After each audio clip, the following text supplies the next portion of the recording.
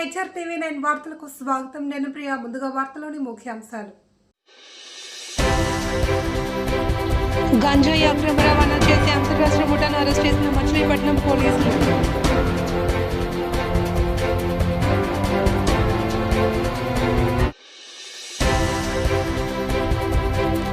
విజయవాడ నగరపాలక సంస్థ కార్యాలయంలో కౌన్సిల్ సమావేశం మందిరం ముందు దోమలపై దండయాత్ర చేస్తున్న సిపిఎం కార్పొరేటర్ సత్యబాబు.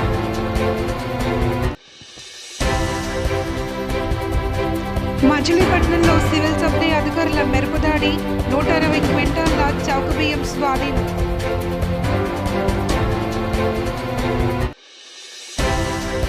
పెనమలూరు నియోజకవర్గం ఉయ్యూరు మండలం మదనూరు గ్రామంలో 800 సంవత్సరాల క్రితం అగ్నికి ఆహుతైన శ్రీ సుబ్బయ్య సమేత భూసమ్మ తల్లి అమ్మవారి ఉత్సవాలు 15 రోజుల నుంచి ఘనంగా జరుగుతున్నాయి.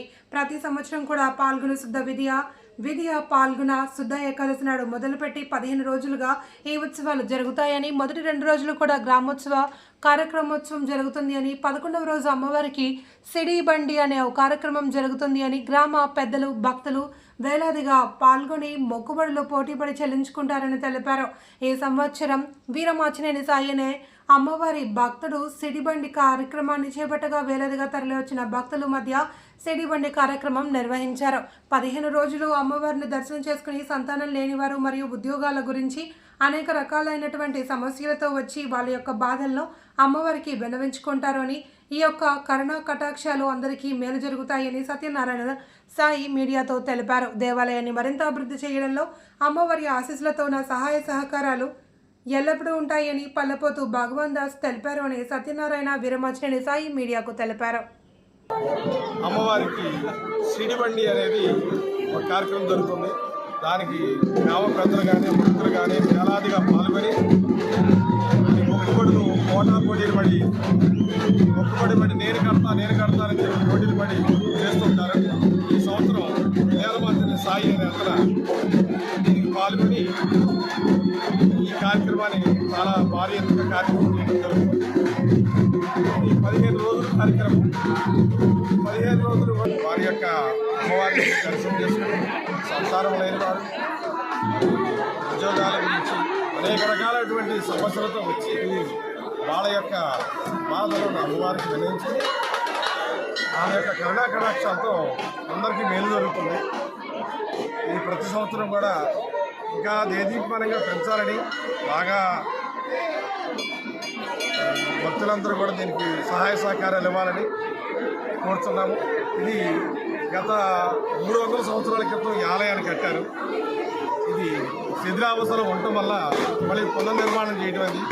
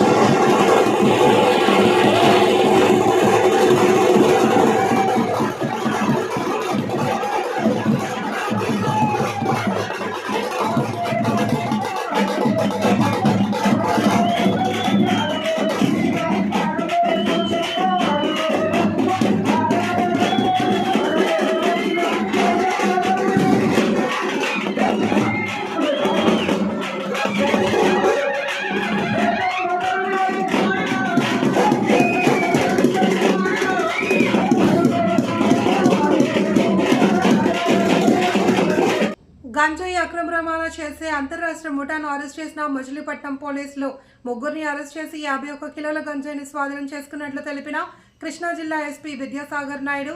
కారులో గంజాయి తరలిస్తుండగా నిఘా ఉంచిన పోలీసులు అదుపులోకి తీసుకున్నట్లు తెలిపిన ఎస్పీ కారుని సీజ్ చేయగా పలు కేసుల్లో ముగ్గురిపై కేసులు ఉన్నట్లు వెల్లడి చేశారు.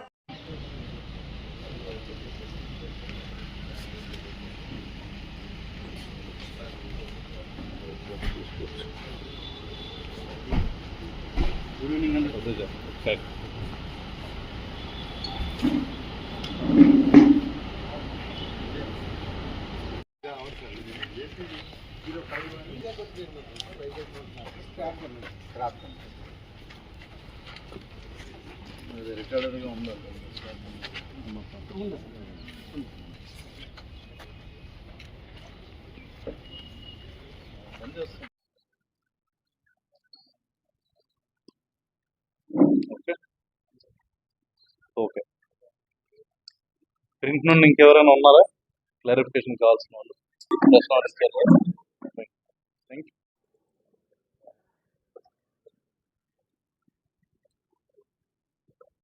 రైట్, ఇది మన కృష్ణా జిల్లాలో ఇంటర్ స్టేట్ గంజాయి స్మగుల్ చేసే ముఠాను ఒకదాన్ని 52 కేజీల గంజాయితో పట్టుకోవడం జరిగింది. దీంతో పాటు ఒక కారు కూడా స్వాధీనం చేసుకోవడం జరిగింది. అండ్ ముగ్గురు నిందితుల్ని అదుపులోకి తీసుకున్నాం. ఈ 52 కిలోస్ గంజాయి అరౌండ్ 2.6 lakhs వాల్యూ ఉన్న గంజాయి కింద మేము గుర్తించడం జరుగుతుంది. దీంట్లో ఏంటంటే మనం పెట్టిన జిల్లాలో పెట్టిన నిఘా, అంతేకాకుండా మనకి ఓవరాల్గా ఈగిల్ అండ్ అదర్ ఏజెన్సీస్ నుండి వచ్చిన ఇన్ఫర్మేషన్ బట్టి మనకి తోటవల్లూరు ఎస్ఐ అండ్ వాళ్ళ టీము కల్లంవారిపాలెం దగ్గర అబ్జర్వేషన్లో ఉన్నప్పుడు ఒక వెహికల్ని ఇంటర్సెప్ట్ చేశారు. అది ఇంటర్సెప్ట్ చేసినప్పుడు దాంట్లో అది ఒక ఓల్డ్ ఇండికా కార్ కింద గుర్తించారు. అరౌండ్ 26 ప్యాకెట్స్లో 52 కిలోస్ ఆఫ్ గాంజా దీంట్లో పట్టుకోవడం జరిగింది. దీంతో పాటు ముగ్గురిని పట్టుకున్నాం. ఆ అరెస్ట్ అయిన వాళ్ళ వివరాలు చూస్తే ఒక అతను తెనాలికి చెందిన వ్యక్తి, 40 years ఏజ్, మనబోటి ఈశ్వరప్రసాద్ అని. ఇతను మెయిన్ పర్సన్. ముఖ్యంగా గతంలో ప్రకాశం జిల్లాలోని టంగుటూరు 2022లో ఒక కేసు ఉంది, చెన్నై 2023 అండ్ విజయవాడ పట్టమట్లో 25లో ఇతనికి గంజా కేసులు ఉన్నాయి. వీటిలో అరెస్ట్ అయ్యి జైలుకు వెళ్ళాడు అండ్ 2026 జనవరిలో జైలు నుండి రిలీజ్ అయ్యాడు. అంతేకాకుండా దురై మోహన్ కుమార్ అని ఇతను మెయిన్ ఎవరైతే రిసీవరో గంజాది, ఇతనే ఈ ముఠాతో పాటు తీసుకెళ్తానికి వచ్చాడు. దిండిగల్లో ఇతను ఒక టీ షాప్ నడుపుతా ఉన్నాడు అండ్ ఆర్థిక ఇబ్బందుల వల్ల గంజాయి విక్రయాలకు అలవాటు పడ్డాడు ఇతను. 2022లో అరౌండ్ 60 కిలోస్ గంజాయితో చెన్నై పోలీసులకు దొరికెళ్ళి 2025 జనవరి వరకు కూడా జైల్లో ఉండి రిలీజ్ అయ్యాడు. అంతేకాకుండా వీళ్ళకి ఇచ్చిన వ్యక్తి వచ్చేసి అమీస్ అని చెప్పి విశాఖపట్నం జిల్లా భీమాడుగుల మండలానికి చెందిన అతను. ఏజెన్సీ ఏరియాలో ఒరిస్సా వైపు నుండి ఇతను గంజాయి తెచ్చి వీళ్ళకి అమ్మినట్టు తెలుస్తుంది. వీళ్ళంతా కూడా చెన్నై సెంట్రల్ జైల్లో ఉన్నప్పుడు ఒకరికొకరు పరిచయం అయ్యారు. పరిచయం అయిన తర్వాత ఈ ముఠా కింద ఫార్మ్ అయ్యి మళ్ళా ఇతను ఎవరైతే తమిళనాడు అతను ఉన్నాడో అతని కోసం ఈ గంజాయిని రవాణా చేయడం, ఇది రవాణా కోసం ఒక ఓల్డ్ ఇండికా కార్ని స్క్రాప్లో పర్చేస్ చేయడం జరిగింది. అంతేకాకుండా విలేజ్ రోడ్స్లో ప్రయాణించుకుంటా మెయిన్ రోడ్స్ని అవాయిడ్ చేస్తూ ఉండేదానికి ఈ పర్టికులర్ ప్రాంతం ఏదైతే ఉందో దాన్ని ఎంచుకోవడం జరిగింది. ముఖ్యంగా చూస్తే వీళ్ళలో రెక్కి, అంతేకాకుండా రూట్ క్లియరెన్స్ చేసుకోవడానికి మిగతా వాళ్ళు ఇతనికి సహకరించారు. అయితే ఓవరాల్గా చూసుకుంటే మన జిల్లాలో గంజాయి వాడకం అనేది బాగా తగ్గుముఖం పట్టింది. మనకి దొరికిన కేసెస్ అన్ని. విజయవాడ నగరపాలక సంస్థ కార్యాలయంలో కౌన్సిల్ సమావేశ మందిరంలో ముందు దోమలపై దండయాత్ర చేస్తున్న సిపిఎం కార్పొరేటర్ సత్యబాబు.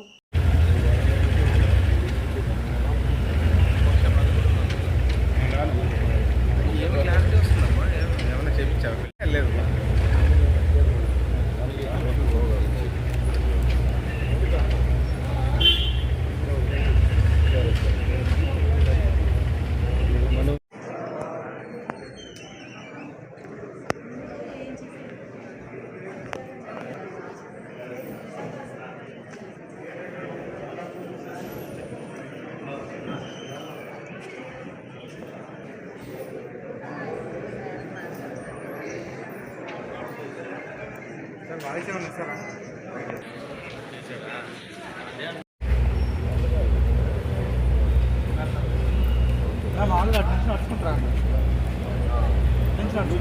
నడుచుకుంటూ వచ్చి వచ్చే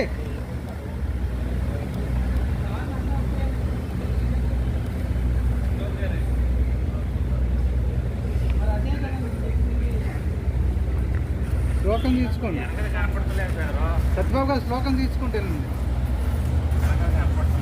శ్లోకం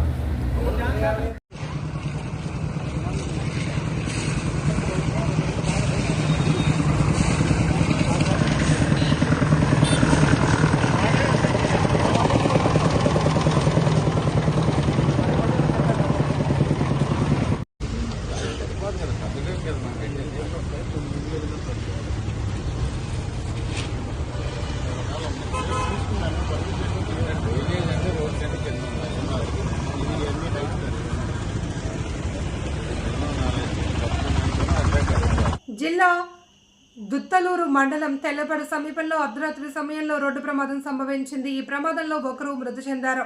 రాత్రి దుత్తలూరు నుండి పామూరు వెళ్తున్న క్రమంలో కారు పల్టీ కొట్టడంతో నుజ్జునుజ్జయింది. హైవేపై అధికారులు రోడ్డు మరమ్మతులు చేసే క్రమంలో సగం వేసి సూచిక బోర్డు ఏర్పాటు చేయక రాత్రి వేళ కనిపించకపోవడంతో ఈ ప్రమాదం సంభవించింది అని స్థానికులు తెలిపారు. హైవే అధికారుల నిర్లక్ష్యానికి ప్రజల ప్రాణాలు గాల్లో కలిసిపోవడం, ఇప్పటికే ఈ ప్రాంతంలో ముగ్గురు మృతి చెందడం గమనార్హం.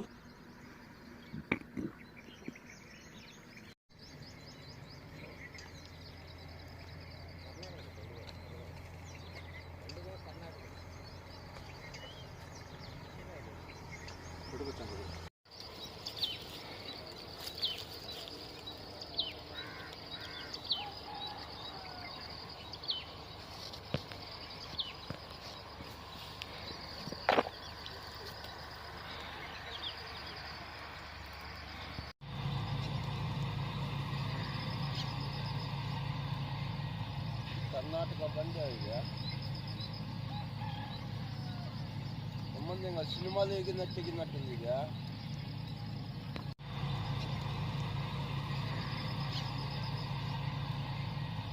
ಕರ್ನಾಟಕ ಬಂದೇ ಇದೆ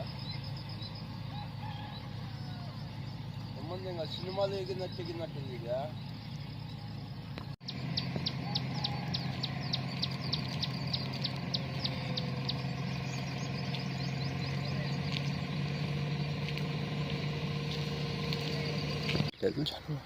అనిపోయిందా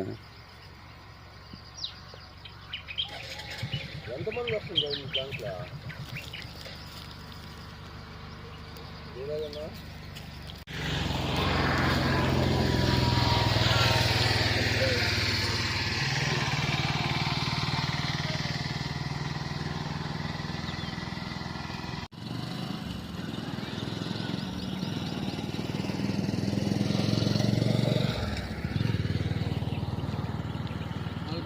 ఫోటోలో అక్కడ అయితే అమ్మా ఏమైంది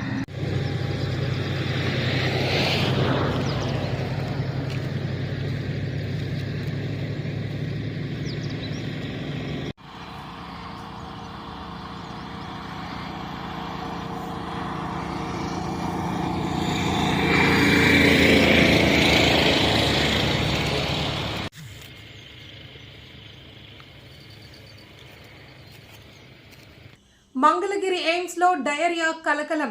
హాస్టల్స్ లో ఉంటున్న 25 మంది విద్యార్థులు, సిబ్బందికి డయేరియా లక్షణాలు.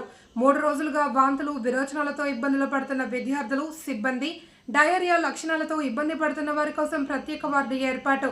ప్రత్యేక వార్డులో 10 మంది విద్యార్థులకు కొనసాగుతున్న చికిత్స. నీరు ఎక్కడ కలుషితమైందో పరిశీలిస్తున్న ఎయిమ్స్ అధికారులు.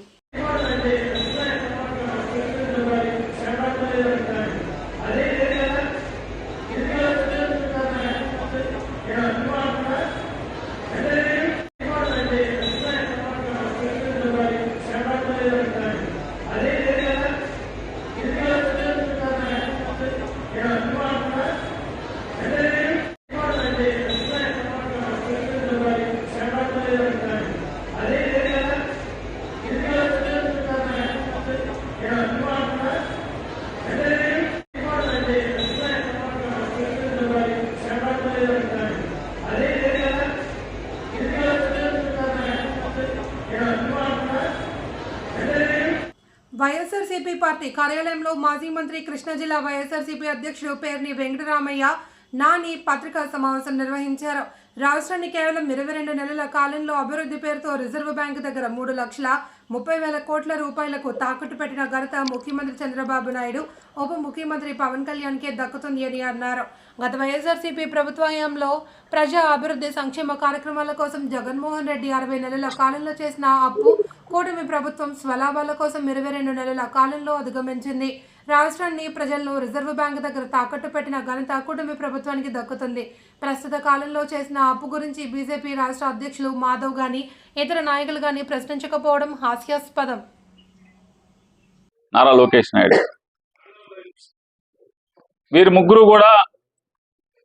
ముగ్గురు ఎన్నికల ముందు సంక్షేమ కార్యక్రమాల్లో కానీ అభివృద్ధిలో కానీ జగన్మోహన్ రెడ్డి గారి కంటే మెరుగైన పాలన అందిస్తాం, అద్భుతంగా చేస్తాం, సంపద సృష్టిస్తాం, ఆ సంపదను ప్రజలకు పంచిపెడతాం అని చెప్పని ప్రగల్భాలు పలికినటువంటి వీరు అది ప్రగల్భాలు కాకుండా అన్నిటినీ వదిలి ఒక్క విషయంలో మాత్రం జగన్మోహన్ రెడ్డి గారిని శరవేగంగా ఆయన్ని మించి ఆయన్ని దాటేసినందుకు మనస్ఫూర్తిగా వారికి శుభాకాంక్షలు తెలియజేస్తున్నాను. జగన్మోహన్ రెడ్డి గారు 5 సంవత్సరాల్లో ప్రజా సంక్షేమం కోసం 3,31,000 కోట్ల రూపాయలు అప్పు తెస్తే 3,31,000 కోట్ల రూపాయలు అప్పు తెస్తే 5 ఏళ్ళు అంటే 60 మాసాల్లో జగన్మోహన్ రెడ్డి గారు తీసుకొచ్చి సుమారుగా 2,40,000 కోట్ల రూపాయలు వివిధ పథకాల ద్వారా ప్రజలకు నేరుగా డబ్బులు అందిస్తాం. అదొకటే కాకుండా పిల్లల చదువుల కోసం, అలాగే స్కూళ్ళ నిర్మాణం కోసం, పోర్టుల నిర్మాణం కోసం, ఫిషింగ్ హార్బర్ల కోసం, గ్రామాల్లో సచివాలయ సేవల కోసం, ఇట్లా వివిధ రకాల సేవలు అందించడం కోసం, అభివృద్ధి కార్యక్రమాలు చేయడం కోసం, రోడ్ల నిర్మాణం కోసం మరొక 3-4 లక్షల కోట్ల రూపాయలు ఖర్చు పెడతారు. తీసుకొచ్చిన అప్పు ఎక్కడికి వెళ్ళింది, ఏం జరిగింది అనేటువంటి బాధ్యతాయుతంగా ప్రవర్తిస్తే ఇవాళ వారు 60 మాసాల్లో చేసినటువంటి 3,31,000 కోట్ల రూపాయల అప్పుని రికార్డు స్థాయిలో 22 మాసాల్లో 2 సంవత్సరాలు పూర్తవకుండా కేవలం ఆయన 60 మాసాల్లో చేసినటువంటి అప్పు దాన్ని శ్రీలంక అవుతుంది, అదవుతుంది, ఇదవుతుంది అని చెప్పని వదిన గారు కూడా ఘోషించింది, ఆక్రోశించారు. వదిన గారు కూడా ఇవాళ క్విక్ మంటల వదిన గారు మాట్లాడరు, పవన్ కళ్యాణ్ గారు మాట్లాడరు, మాధవ్ గారు మాట్లాడరు, అలాగే లోకేష్ గారు, చంద్రబాబు నాయుడు గారు కూడా మాట్లాడరు, ఎవరూ మాట్లాడరు. ఇవాళ వీళ్ళ అద్భుతమైన సృష్టి ద్వారా, సంపద సృష్టి ద్వారా 3,33,321 కోట్ల రూపాయలు నిన్నటి మంగళవారం అప్పుతో వారం మంగళవారం అప్పుకు బొచ్చుచ్చుకుని రిజర్వ్ బ్యాంకు దగ్గరికి వెళ్తున్నటువంటి నారా చంద్రబాబు నాయుడు గారు, పవన్ కళ్యాణ్ గారు, లోకేష్ నాయుడు గారి యొక్క అప్పు 20 రాష్ట్రానికి ప్రజలను తాకట్టు పెట్టి తీసుకొచ్చినటువంటి అప్పు 22 మాసాల్లో 3,33,321 కోట్ల రూపాయలకి చేరి జగన్మోహన్ రెడ్డి గారు 60 మాసాల్లో చేసినటువంటి అర్థవంతమైన అప్పుని శరవేగంగా దాటి రికార్డు సృష్టించినందుకు, అప్పు చేయడంలో జగన్మోహన్ రెడ్డి గారిని శరవేగంగా అధిగమించినందుకు, దాటేసి రికార్డు సృష్టించినందుకు శుభాకాంక్షలు తెలియజేస్తాను. మచిలీపట్నంలోని చింతచెంటు సెంటర్ వద్ద బుధవారం తెల్లవారుజామున సివిల్ సప్లై అధికారులు మెరుపుదాడి నిర్వహించారు. ఉదయం 4 గంటల సమయంలో చౌక బియ్యాన్ని లారీలో అక్రమంగా తరలిస్తున్నట్లు సమాచారం అందడంతో అధికారులు వెంటనే ఘటనా స్థలానికి చేరుకున్నారు. తనిఖీల్లో అనుమతి లేకుండా తరలిస్తున్న సుమారు 160 క్వింటాల చౌక బియ్యాన్ని అధికారులు గుర్తించారు. వెంటనే ఆ బియ్యాన్ని స్వాధీనం చేసుకుని పోలీసుల సాయంతో ఇరుగుదురు పోలీస్ స్టేషన్కు తరలించారు. ఈ ఘటనపై ఉన్నతాధికారులకు సమాచారం అందించామని, బియ్యం అక్రమ రవాణా వెనుక ఉన్న వారిపై పూర్తి స్థాయిలో దర్యాప్తు చేస్తామని తెలిపారు.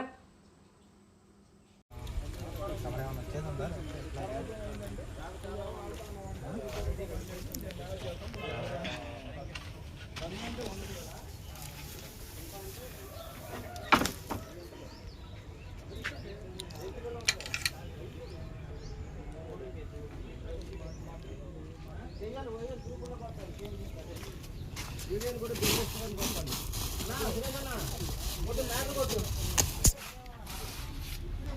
పిఆర్ఓ గారిని డీటీ మేడం వాళ్ళ హస్బెండ్ మన